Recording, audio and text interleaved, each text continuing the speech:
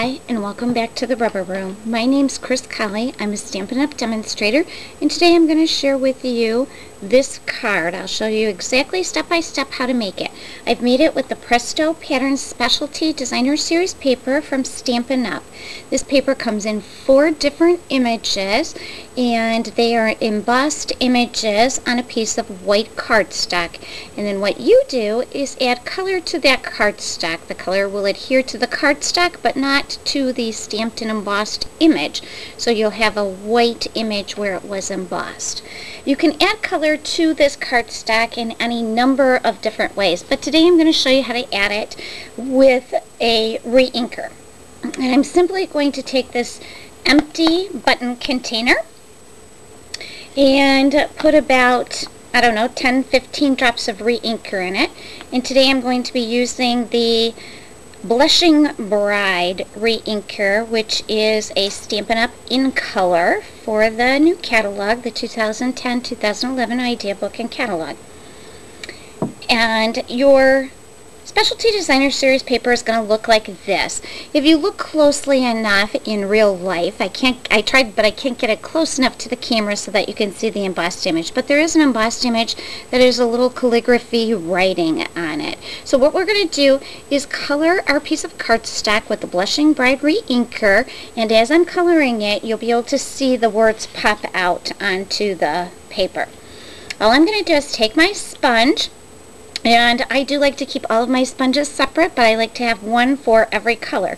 So I've labeled my sponge with a little round tab punch of Blushing Bride cardstock and add a little label that I've typed the words on it, and that way I'll be able to keep my sponges all separate and won't be mixing my colors that way. I'm just going to dip it into my re-inker and then smear it across my paper. And it doesn't matter what direction you go in, if you go vertical or horizontal or in a circle.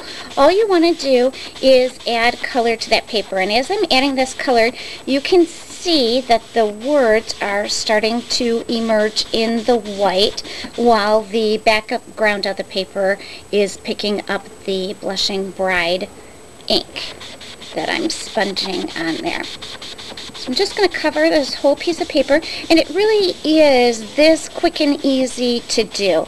This is not like the magic of television or video. You really are watching me live color this piece of Specialty Presto Patterns Designer Series paper. And I'm just going to smooth it out a little bit on here. And then I'll show you how I finished my card. And you can see that the whole piece of paper is now covered with a Blushing Bride ink, and you can see where the words have come out. I'm going to try and get real close so you can see where the words are white, and then you have the ink in the background there. And I am going to get rid of my little piece of scrap paper here, and I'm just going to take a little napkin and wipe off the excess ink that's on my finger, because I do not want to get that wet ink from the re-inker all over my Whisper White cardstock and my card. So next what I'm going to do is just set that aside. I have a little piece of Whisper White cardstock, and this is by the magic of video here. These pieces are all cut so that they will perfectly layer on top of each other. I'm going to use my Blushing Bride marker, and Stampin' Up! Markers have this very, very fine point to them. That's so that I can color in the teeny tiniest of areas with that point. But I don't want to dull that point when I'm using it to color my markers. So I'm going to lay my marker flat onto my stamp and just color the images that I want to be the Blushing Bride pink color. Oops, missed a little one there. And then I'm going to use my Pear Pizzazz, which is also a new in color. And again, I'm going to hold my marker flat, because if I tip it up, I'm just going to flatten out that tip and it'll be very blunt, and I will not be very happy when I go to color a tiny image in. So I'm just going to lay it flat and color my leaves and my stems in with the Pear Pizzazz. Now while I'm coloring with that Pear Pizzazz, My Blushing Bride may have gotten a little bit dry, so I'm just going to huff on my stamp, which means I'm going to breathe my hot air onto it, which will re-moisten any of the marker part that's dried. So I'm just going to, and I am using the clear mount system with these, so I have the clear black and then my stamp, which has been mounted on here, so I can see exactly where my image is going to stamp. I want to kind of line it up over to the side so that I have enough room for my sentiment. And my sentiment and my stamp are both from the Watercolor Trio stamp set, which is available in the Summer Mini Catalog. And again, I'm going to mount this on my clear black so I can see that my words are straight when I go to stamp them on here, and I've inked it up in my Blushing Bride.